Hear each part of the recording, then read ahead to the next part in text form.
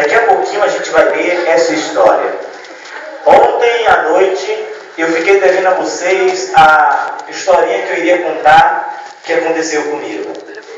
Um dia, alguns anos atrás, no ano de 2005, eu fui fazer minha primeira campanha evangelística. A primeira vez, há 8 anos atrás, eu fui fazer uma campanha evangelística.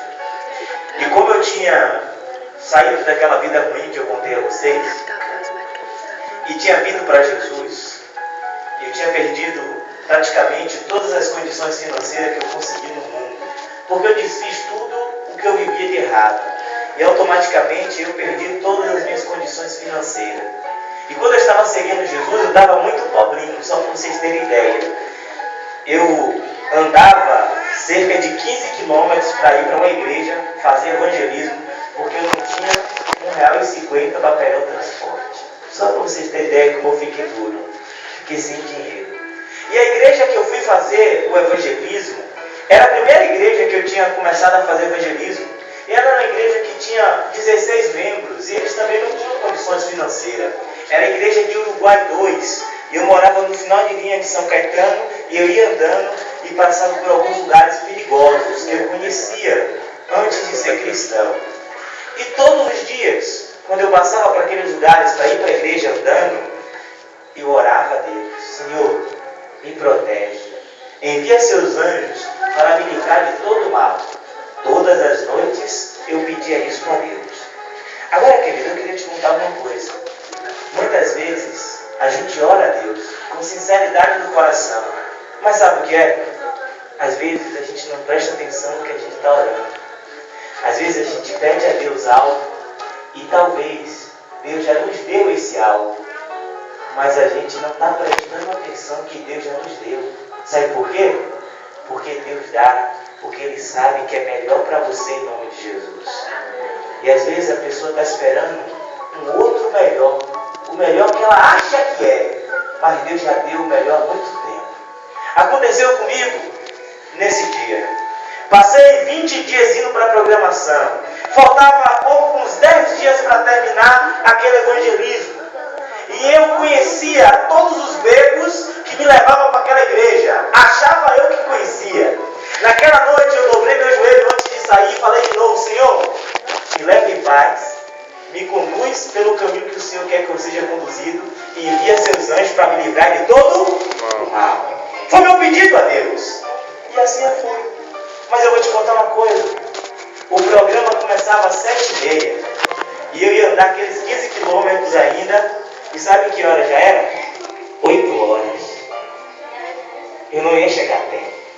Mas eu saí com pressa, saí rápido. Algumas vezes eu saí correndo, né?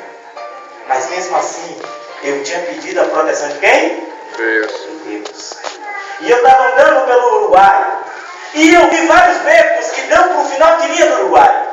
E de repente, eu observei que tinha um beco diferente. Um beco que eu nunca tinha reparado ele. E eu nunca tinha entrado por ele.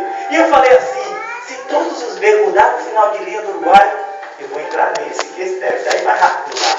E eu entrei correndo. E eu continuei entrando. E lá embaixo tinha uma curva. E eu peguei aquela curva. E quando eu viro na curva, alguma bênção, algum abençoado inventou de fazer a casa no meio da rua. Poxa. Resumindo, era um beco sem saída.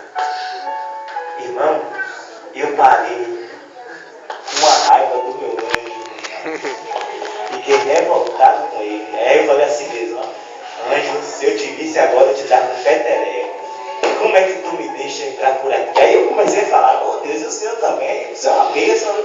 E comecei a reclamar com Deus. E eu reclamando com Deus como se Deus tivesse que me obedecer e eu não obedecer a Ele. E agora eu murmurando com meu ego contra Deus. E quando eu retorno e viro para o caminho que eu sempre pegava, sabe o que estava lá? Tinha uma viatura e tinha um carro da SAMU. Sabe o que tinha acontecido? Um jovem saiu do Juliano Moreira de Alta, é uma clínica de recuperação mental. Ele tinha tido alta, tinha ido para casa. E daí, quando ele chegou em casa, ele teve uma crise. Ele pegou uma faca e saiu faqueando 12 pessoas na rua. sendo que das 12, 2 pessoas morreram. E eu ia passar por ali naquela hora. O anjo de Deus tinha me conduzido para um lugar que eu achava que eu nunca tinha conhecido. E quando me contaram isso, eu comecei a chorar. E alguns me perguntaram: é seu parente que morreu? Falei: não foi meu parente. O problema é que eu estou chorando aqui, sabe o que foi? Porque eu sou muito desobediente a Deus. Queridos, talvez Deus já está te levando para alguns caminhos. E você não tem entendido que esse caminho é o caminho que Deus está te conduzindo. Nessa noite, eu quero te dizer uma coisa.